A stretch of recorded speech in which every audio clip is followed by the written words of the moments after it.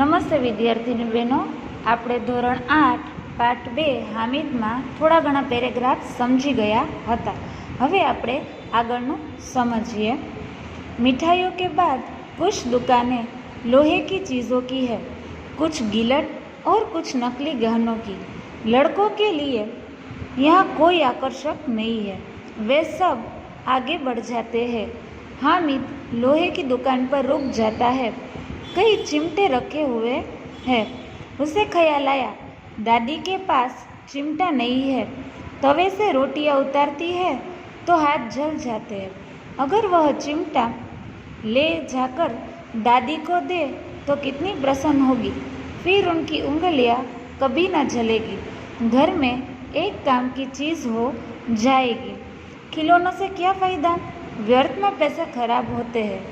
ज़रा देर ही तो खुशी होती है, फिर तो खिलौनों की ओर कोई आंख उठाकर नहीं देखता, या फिर घर पहुंचते पहुंचते टूट फूट कर बर्बाद हो जाएंगे। चिमटा कितने काम की चीज़ है। रोटियां तवे से उतार लो, चूल्हे में सेक लो। कोई आग मांगने आए तो झटपट चूल्हे से आग निकाल कर उसे दे दो। अम्मा बेचारी को कहाँ फुर्सत है कि बाजार जाए, और इतने पैसे ही कहाँ मिलते हैं। रोज़ हाथ जला लेती है। हामिद के साथी आगे बढ़ गए हैं। सबील पर सब शरबत पी रहे हैं। देखो सब कितने लालची है। इतनी मिठाइयाँ ली, मुझे किसी ने एक भी न दी। उस पर कहते हैं मेरे साथ चलो, मेरा यह काम करो, मेरा वह काम करो। अब अगर किसी ने कोई काम करने को कहा तो पूछूंगा, खाइए मिठाइयाँ आप, मुंह सड़ेगा, फोड़े फुसियाँ निकलेगी, आप ही जबान चिटोरी हो जाएगी। तब घर से पैसे चुराएंगे और मार खाएंगे। अम्मा चिमटा देखकर मेरे हाथ से लेंगी और कहेंगी, मेरा बच्चा अम्मा के लिए चिमटा लाया है, कितना अच्छा लड़का है। इन लोगों के खिलौनों पर कौन इन्हें दुआएं देगा। बड़ों की दुआएं सीधे अल्लाह के दरबार में पहुंचती है और तुरंत सुनी जाती है।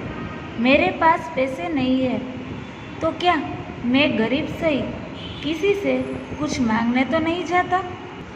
જો હવે આપણે થોડું ઘણું સમજી ગયા હતા, આગળ સમજીએ। મીઠાઈઓની દુકાનો પછી લોઢું અથવા લોખંડની વસ્તુઓની દુકાન આવે છે। એમાં થોડાક નકલી ગહનાઓ એટલે કે ખોટી જ્વેલરી મળે છે, જે છોકરાઓના કામની નથી, માટે બધા છોકરાઓ છે એ આગળ વધી જાય છે, એટલે કે આગળ વયા જાય છે। ત્યાર પછી હામિદ એકલો એવો છે કે જે લોઢાની દુકાન ઉપર ઊભો રહી જાય છે અને કઈ વસ્તુ જોવે છે તો કે ચીમટે એટલે ચીપીઓ જોવે છે।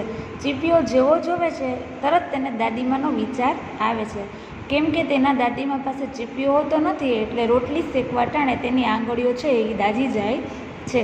માટે હામિદ વિચારે છે કે હું આ ચીપીઓ લઈ લઈશ તો દાદીમાની આંગળીઓ છે દાઝશે નહીં અને ફાયદો પણ થશે। જો હું રમકડા લઉં તો કંઈ પણ ફાયદો થશે નહીં, માટે તે દાદીમા માટે ચીપીઓ લે છે।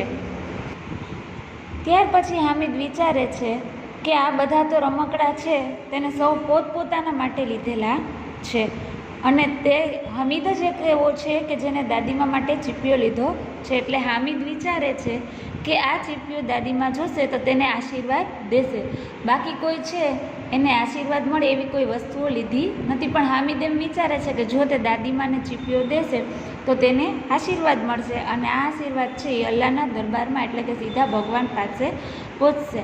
અને વિચારે છે કે શું થયું જો મારી પાસે રૂપિયા નથી, હું ક્યાં કોઈ પાસે માંગીને કાંઈ વસ્તુ લઉં છું। આવું વિચારીને તે દાદીમા માટે ચીપીઓ લે છે।